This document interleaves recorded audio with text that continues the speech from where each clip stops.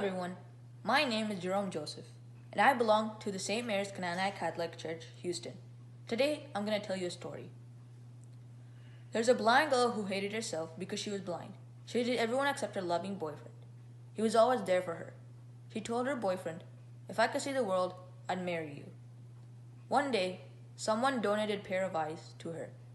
When the bandages came off, she was able to see everything, including her boyfriend. He asked her, "Now that you can see the world, will you marry me?" The girl looked at her boyfriend and saw that he was blind. The sight of his closed eyelids shocked her. She hadn't expected that. The thought of looking at him for the rest of her life led her to refuse to marry him.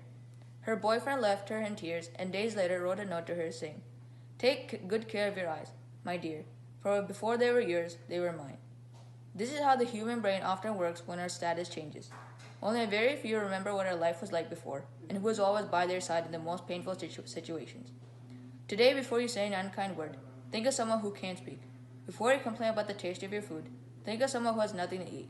Before you complain about your husband or wife, think of someone who's crying out to God for a companion.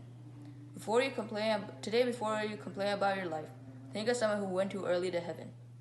Before you complain about your children, think of someone who desires children but they are barren. Before you argue about your dirty house someone didn't clean or sweep, think of the people who are living in the streets. Before whining about the distance you drive, think of someone who walks the same distance with their feet. And when you are tired and complain about your job, think of the unemployed, the disabled, and those who wish they had your job. But before you think of pointing the finger or condemning another, remember that not one of us is without sin, and we all answer to one Maker. And when depressing thoughts seem to get you down, put a smile on your face and thank God you're alive.